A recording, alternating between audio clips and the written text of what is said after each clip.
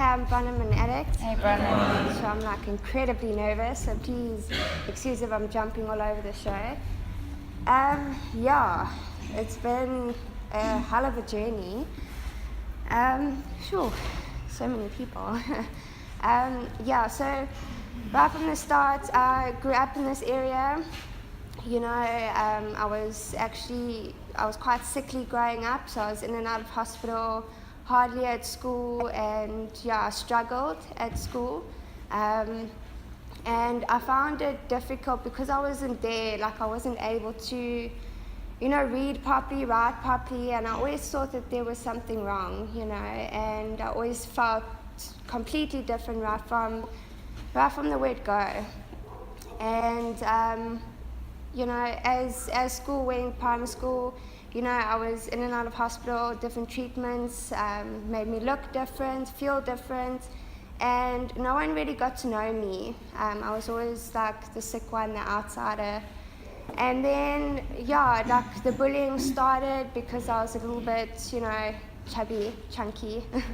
And like I got teased a lot about it, and I never quite understood why. I've always wanted people to like me, just to be friends with me, and just so that I didn't have to be so alone, But when I finished primary school, I was quite chunky, and it was quite hectic. My father passed away when I was 9. And that was a very big thing for me because, I was daddy's little girl. Whenever he was always there, taking me to hospital, off work, and, well, he was always busy. But when he, spent time with me, it was special. And then when he passed away, like, my whole world, came tumbling down. And I thought I was alone, My mom, because my father died, she had to work more, so she was hardly there. And when I did try and connect with her, like, there was always something, like, I just couldn't, it was difficult. And I just, sort of stepped back and just isolated. Then, my mom got remarried to my stepfather. And in the beginning it was nice having like a fatherly figure around, but I felt he always had like ulterior motives, and so when I got through to high school, things started escalating because now there's different people, and I tried to mimic other people around me because I didn't know how to act, Hardly being at school, I didn't really know anybody, but I always tried to be what they wanted me to be. So if they wanted me to be funny, I was funny. If they wanted me to be hardcore, I was hardcore. And it was quite interesting, my high school. Still in and out of hospital. One of the treatments that I was put on was chemo, and from primary school I was chunky. When I got to grade 8, I lost all that weight because of the medication, and I even got teased from that, because I was losing my hair, and like I felt like I was withdrawing the whole time, and I got angry, and I just didn't want to go to school. I didn't want to be at home. I just just wanted to be alone.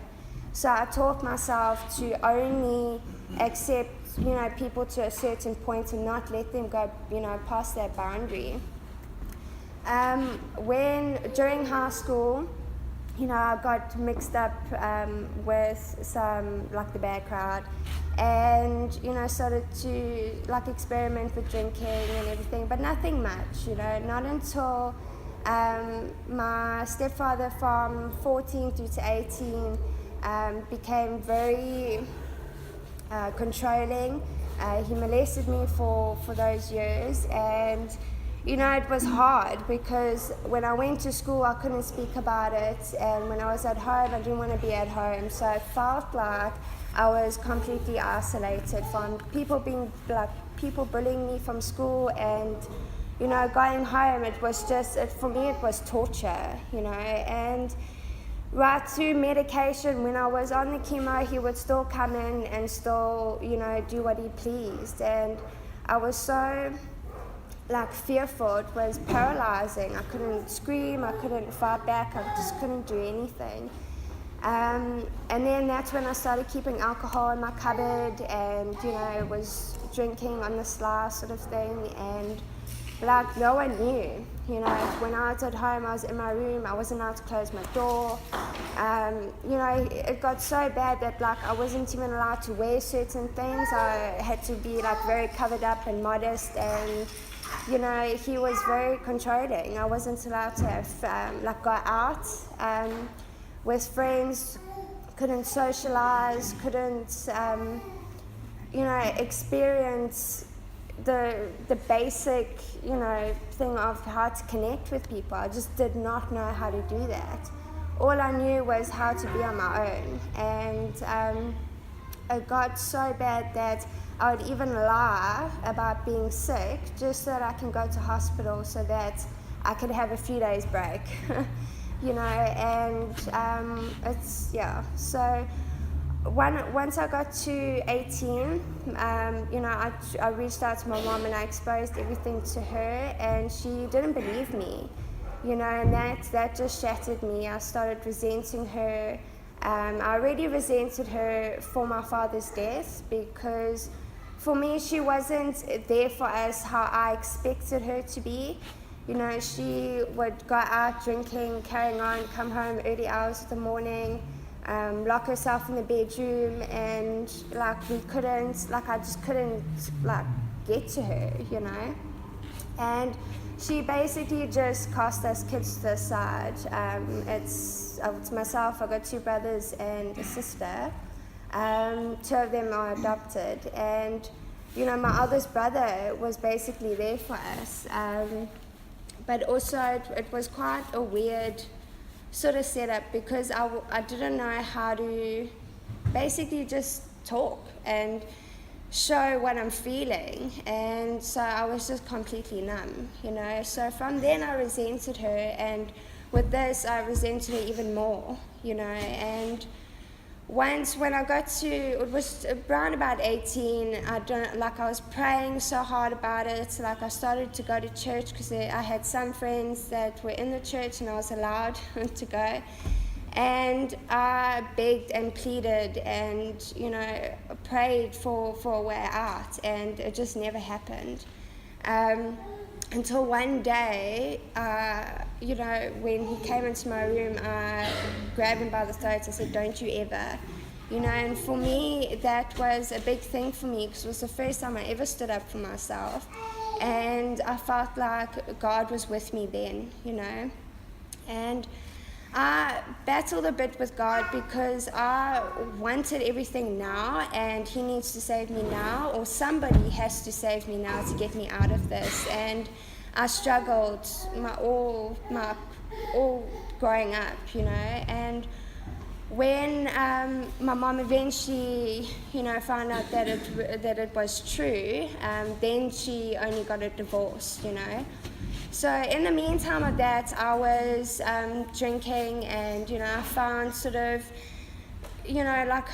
my time where I could draw, and I would draw my feelings out, because that was the only way I could connect with it. I couldn't verbalize anything. I didn't have the vocab for it. I didn't understand what was going on, and so.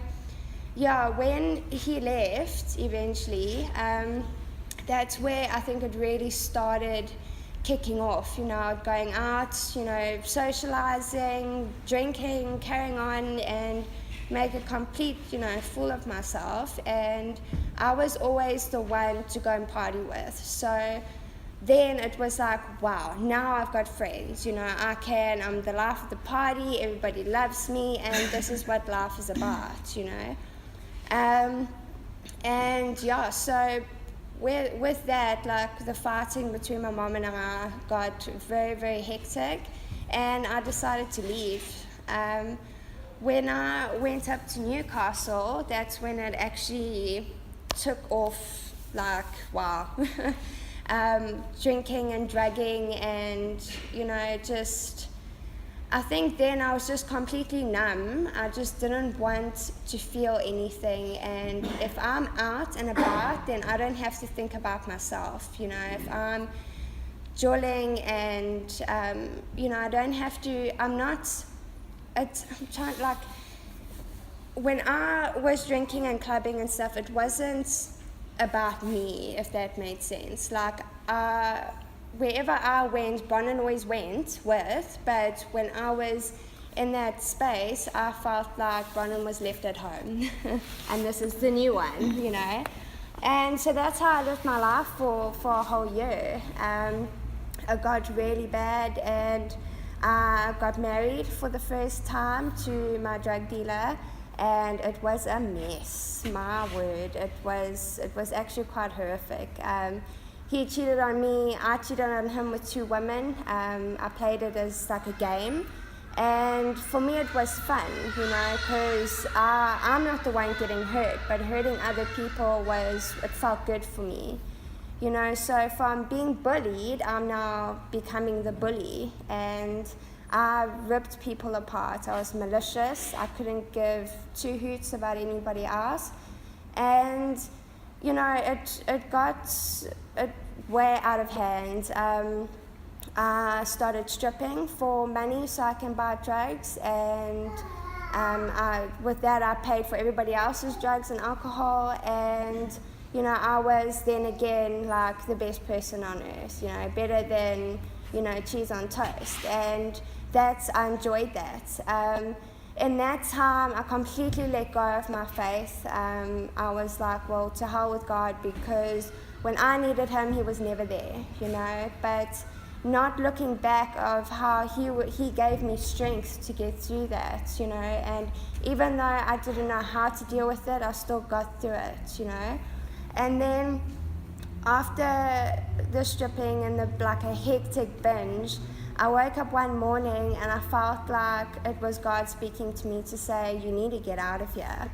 And that is what I did, and then I came back home, and I said to my husband at the time that you either come with me or you stay and you carry on. So it was a little while before we left, but I remember I was working in the nightclubs, and one night a fight, broke out and amongst girls, and then I went to go and break it up, and because it was, quite petty, and then the one girl launched over me to get to the other one, and I got, knocked in the face. And I don't know where this anger came from, but I ripped into this girl, and the only thing that I can remember, I just went tunnel vision, and the only thing I can remember is just beating this poor girl's head, in the ground, and there was blood everywhere. And I stood, back, and people grabbed me, and I couldn't believe it. Like, I didn't realize that I was capable of doing that to somebody. I don't know if she got home. I don't know if she's alive. It was, for me, that was a big eye-opener of how much I actually need help. So I came back to Scottsboro, and Johan came with me, and he carried on using, and then I found out, and I got a divorce. But I never loved him, because it was beneficial for me. I mean, I was getting my drugs and what I wanted, and that's all that mattered at that time. So I didn't really know or knew what love was. And then, so coming here, I was working at a restaurant, and, just thinking, well, this is my life, and that's it. But the drinking escalated even more, and, that's when the other medication came in. During this time, I was in remission, so, my knees were okay then. Honestly, don't know how they actually held out, to be honest, but... then, like I said, the drinking escalated, and I tried to find God, but I just couldn't. Hey? Like, I just felt completely raw, like I had nothing, and the same feeling that I had growing up, very depressive, You know, I'll just sleep all day if I could, and just very negative, just not happy about anything unless I was going out. Then, I'm just trying to think now. So my mom and our relationship wasn't good, but it was better than what it was. I think it's because I just pushed it to the side because I needed her at that time. I never said sorry for anything. We were getting into very heated fights. She also drinks, and you know, so two women drinking isn't a very good, you know, combo. Then, you know, further on, I carried on, you know, working and stuff at the restaurant, and I just had no ambition left. I felt like I was just going to do that for the rest of my life, and that will be it. You know, I felt like I had no future. You know, I just carried on every day as the day came on, just not thinking about anything else or how I could, you know, accomplish anything. Then about 2 years later, or a year later, I met my current husband, Peter, and we didn't, you know, I wasn't very interested in the relationship in the beginning because I was just anti everything, but he was quite a hardcore Christian, you know, and I thought, well, maybe I should look into the Christianity thing again. And I did get close to God again. There was about a year where I didn't drink at all, and it was, I was a mess because I didn't know what I was doing. I couldn't control my emotions. I was malicious. I would bring him down, and it was just not okay. I didn't know how to be a decent human being, you know, and so in my mind, I sort of started pushing God aside again because I felt like it wasn't working for me, because I didn't know. I always used to pray for things, but not pray for how I could be a better person. So from there, you know, we got married. There was a stage where we were, you know, quite hectic in our fighting and everything, and I said, I don't want to marry you, but I did. And our whole relationship has been a complete roller coaster. It was up and down, left and right, and it was quite hectic. Through this time I started making friends, but you know, I still kept them at a distance. And when I think things got really hectic when I actually started studying. I got a stable job, a half-day job, and then I would just study in the other half, you know. And with all the stress of that, the medication and the alcohol and everything carried on. Oh, when we got married, on our wedding night, that is when I started drinking again. And then that's where it just sort of left off, and the emotions escalated as well, and I just didn't know how to deal with it. And I always took it out on him. It's always his fault that I'm feeling this way. So then when we got married, you know, it was tough. I thought, well, if this is what married life is, I actually don't want it. And, you know, I wanted a divorce for a very, very long time, but I just stuck with it because it was comfortable. And, you know, just as long as I could do what I did and he did what he wanted to do, it was fine, you know. We'd have two completely separate lives, and for me at that time that was okay because I was busy studying and carried on.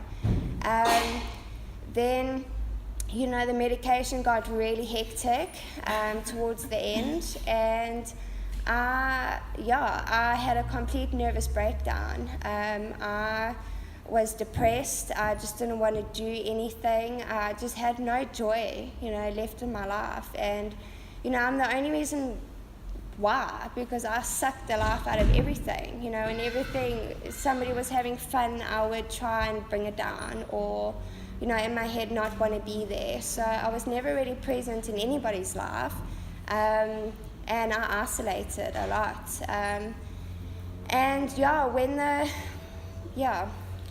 When I came to end of my exams, my finals, you know, I lost the plot completely. I thought, well, I don't want to do this anymore, and basically giving up before it even started.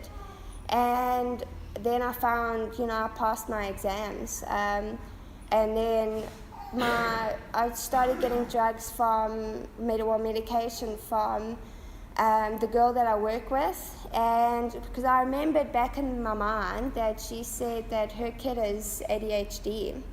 So I played on that.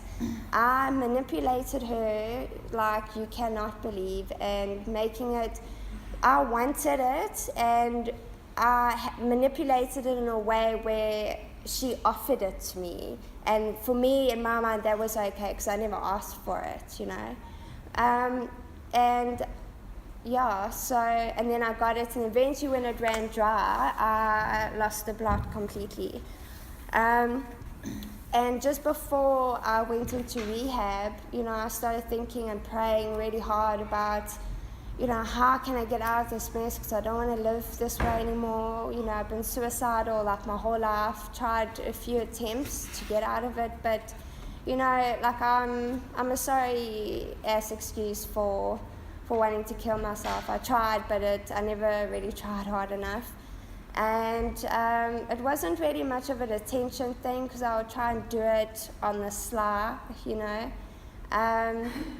Also growing up, I was a mutilator. I used to cut myself. I was bulimic and anorexic because it was the only thing that I had control over. And none of that stuff worked for me. No matter how many times stuck my finger down my throat, it would just never gave me that same, feeling as what it did before. And, going into treatment, I thought, I knew I had problems, but I didn't realize to what extent. When I went in, I thought, oh, okay, well, this is nice. I'm going to go to a nice house on the hill, and I'm gonna tell people what's happened, and then they're gonna feel sorry for me and say, no, it's not your fault. But that was a complete opposite. And that's the first time in my life I was actually given my reality of what a bad person that I actually am, because I manipulated, I lied, I cheated, I did all of those things to make myself feel better, not taking into other people's feelings into consideration. When I was in rehab, I started to feel like, okay, I've got a problem and I need help, and my connection with God started getting stronger, but it wasn't, for me, I felt like I was still being very superficial. I would never get down to the core of things. And then after 2 months, I left rehab because I thought that, I'm okay, and that my sponsor at the time was going through a hard time, and I took advantage of that and said, well, I want to leave. And the way she reacted, I knew she would react, and the way she reacted, I took that to extremes and said, that is why I'm leaving. And so I left, and I never finished my steps. And then when I got out of rehab, that's when it basically, everything started sinking in for me, of how I never connected with anything or anyone, how that I've made myself alone, And then I got a new sponsor and started working the steps again. When I started the steps, I was thinking, I'm quite academic, let me just quickly squiz through this and it'll be over before I even know it and I can carry on. But when I did the steps the first time, I did not connect with it at all. Like, I know my stuff, I put it all on paper, and I never had that emotion attached to it. I didn't know how to feel. And with step one, it was a shock to me of how, now that I'm coming out of the fog, of meds, I started to connect with my life and what's happened to me and also what I've done to other people. And that's when it started. That's basically when my life actually started. And when I look back on it, God was with me the whole entire time. You know, He placed people in my life from the fellowship, and that I knew, and they would speak about this stuff, and I connected, but I wanted what they had. I wanted that freedom, and there's just that, just that happiness. And I didn't realize during active what that would actually be like. I just thought in my mind that this is what it is, and I just have to deal with it. And with the people in recovery that I knew before I found recovery, they were always there. They were always supportive. I had a friend that just, said, you need help for a couple years. She said, you need help. And I'm like, yeah, I know. And, I remember the day before, no, it wasn't, it was the Sunday before I went in. We had a long chat, and I just cried, and she said, you need to go in right now. And I was like, okay. And that's what I did, because I just completely just gave up. And God actually has been through, my whole life. He's been there every step of the way, and I never saw it because I was always looking the other way. Whatever Bronlynne wanted, not what, I just never allowed things just to happen on its own. I never allowed anybody to help me. My family, when I tried to reach out to them, I was rejected. So rejection is, is a pattern, and I also reject people often. And, in recovery now, I'm still not finished the steps, but, I feel that I had to go through that experience so that I can now connect with my life, with the things that I've done, and let it go. I was holding on to so much for so long, and used that for reasons why I wanted to use, and for how I behaved, and because it's never my fault, it's always somebody else's, because it was a lot easier to blame than to look at myself. And then the guilt started setting in, and Okay, I'll go quickly. Okay, then the guilt started coming in, and I didn't know how to handle it, and I started pushing my sponsor away even more. And some people in the fellowship, I felt like they judged me. No one knew me, playing the whole self-pity card again.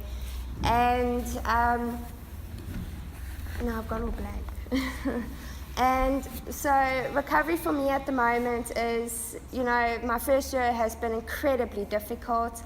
I wanted to divorce Peter in the beginning, and then when I came out of rehab, we were madly in love again, and then that soon faded, and because I wasn't putting in enough work at it, he didn't know how to deal with anything, because I kept my whole activist secret from him. He knew I was taking drugs, but he didn't know to what extent.